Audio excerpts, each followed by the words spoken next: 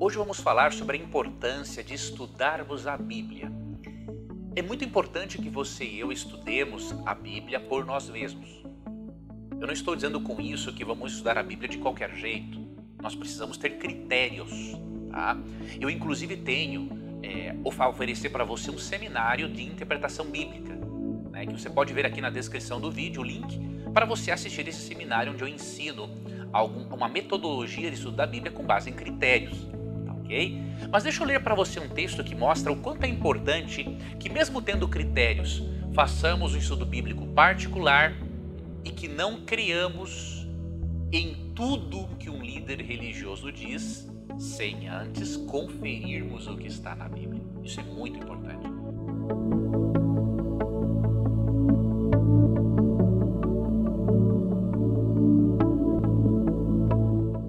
Porque, de acordo com Jesus, em Mateus 24, verso 24, pouco antes da volta de Cristo surgiriam muitos falsos profetas, muitos falsos ensinadores. E é somente por meio do estudo da Bíblia e do conhecimento que você e eu podemos ser protegidos contra os enganos dos falsos profetas.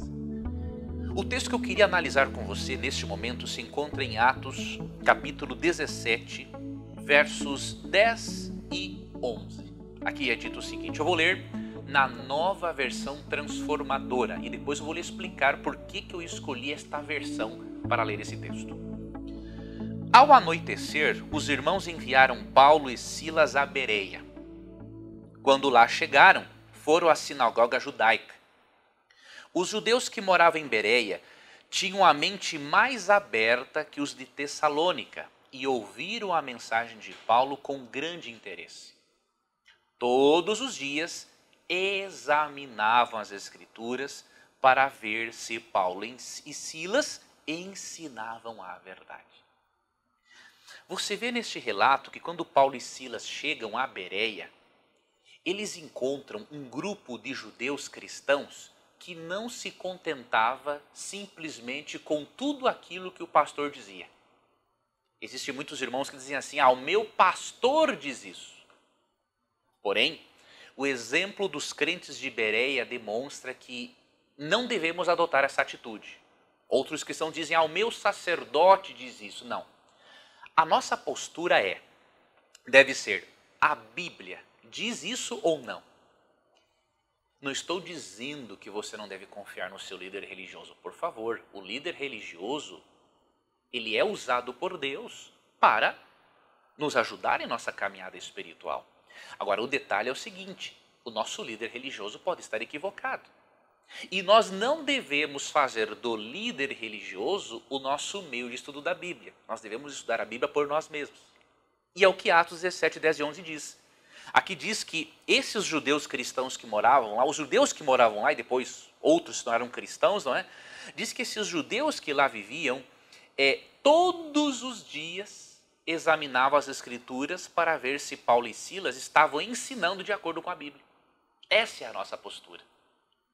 Nós precisamos, como diz aqui no texto, ter a mente aberta para ouvir a mensagem de Deus, mas ao mesmo tempo precisamos investigar, ter senso crítico para vermos se o que está sendo ensinado para nós se encontra e não de acordo com a Bíblia.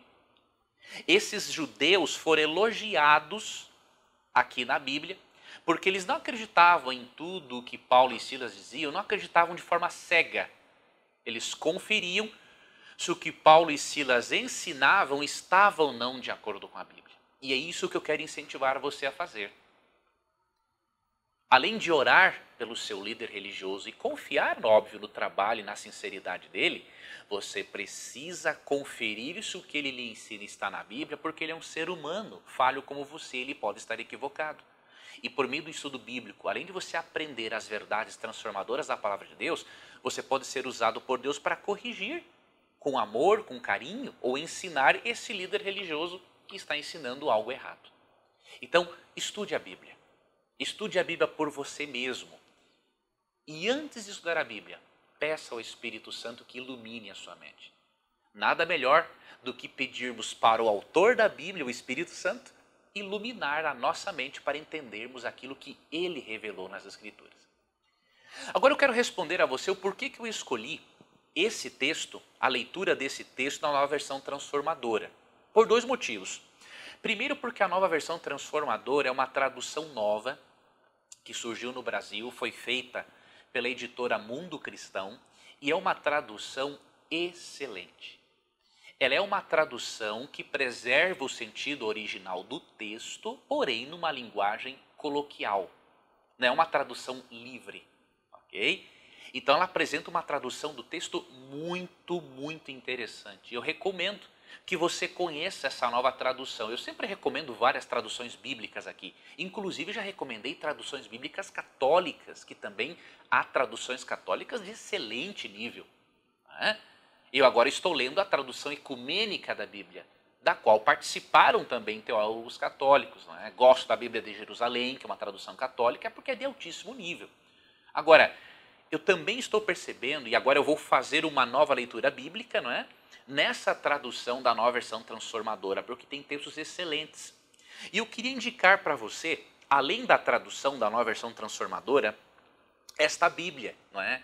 Que foi preparada pela Mundo Cristão. Bíblia na Jornada com Cristo. Esta Bíblia apresenta aqui estudos muito interessantes para todos os níveis de fé e de espiritualidade que os cristãos têm. Porém, eu percebi aqui que há um conteúdo especialmente relevante para aquele cristão que está começando na caminhada, que quer conhecer aqueles princípios básicos, não é, da fé cristã. Tem aqui, além da tradução, obviamente, bíblica, alguns artigos, não é, algumas notas, algumas explicações interessantes sobre princípios elementares da fé cristã. Obviamente, quem também já está num nível mais avançado vai se beneficiar com a Bíblia também, é óbvio, tá ok? Veja, por exemplo, um dos artigos aqui que refletem, por exemplo, uma reflexão, uma leitura de reflexão sobre Ezequiel 37, 1 a 14. Olha que bonito isso aqui da Bíblia, não é? Da Bíblia na Jornada com Cristo. Ó. Isso aqui está na página 822. Viver na jornada com Cristo significa viver na jornada com o Espírito Santo.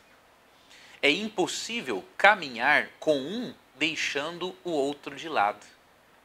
E isso é fácil de perceber. Basta observar que ele está presente em toda a vida de Cristo, como um companheiro inseparável, desde o primeiro segundo da encarnação. Que extraordinário! Jesus não é um solitário. O que ele fez e faz é em parceria com o Espírito Santo. Olha que comentário interessante. Não tem como nós seguirmos adiante em nossa jornada cristã sem a parceria de Cristo e do Espírito Santo. Não tem como você caminhar com Cristo e deixar de lado o Espírito Santo. Não tem como você caminhar com o Espírito Santo e deixar de lado a Cristo. Veja, a Bíblia aqui neste comentário, a Bíblia na Jornada com Cristo defendeu aqui, lógico, o texto é bem maior, mas apresentou uma verdade fundamental para o cristão, de que o plano de salvação foi elaborado pela Trindade. Não é? Quando nós lemos Hebreus 9,14, percebemos que a Trindade nos amou tanto que o texto diz que Cristo, pelo Espírito Eterno, se ofereceu a si mesmo a Deus. Ou seja, os três maiores poderes do universo, a pessoa do Pai, do Filho e do Espírito Santo, atuaram em nosso favor, elaboraram o plano de salvação para que você e eu não fôssemos entregues à morte eterna, que é o salário do pecado, de acordo com Romanos 6,23. Então eu recomendo esta nova Bíblia. Eu sei que a Mundo Cristão está preparando uma Bíblia de estudo que também vai ser algo muito interessante. Isso possivelmente vai ser lançado neste ano e eu vou estar informando você a respeito disso. E veja, eu sei que há irmãos que não gostam da capa preta da Bíblia porque acham que isso é uma coisa do mal, não é? Olha, vê, aqui tem uma capa verdinha, então você pode se aproveitar dessa Bíblia, tem outras cores, tá ok? Eu vou deixar aqui na descrição do vídeo o link onde você poderá conhecer mais sobre esta Bíblia. Vou deixar inclusive uma descrição aqui, um resumo das informações que um dos editores da Mundo Cristão, o Maurício Zagri, enviou para você ter mais informações acerca desta Bíblia. Então, recomendo essa ótima tradução, recomendo esta ótima Bíblia aqui, diríamos, estudo, e espero que você faça isso que eu lhe indiquei, amigo ouvinte, que eu lhe aconselhei, na verdade, estude a Bíblia sempre por você mesmo e peça ao Espírito Santo, o autor da Bíblia, que ilumine a sua mente para que você descubra as verdades de Cristo e para que você descubra uma coisa muito importante. Toda a verdade se centraliza na pessoa de Jesus. Ao estudar a Bíblia, busque o personagem central dela, que é Cristo. Esse personagem central se encontra do Gênesis ao Apocalipse. Se do Gênesis ao Apocalipse você descobrir a centralidade da pessoa de Cristo, isso significa que você está estudando a Bíblia da maneira correta.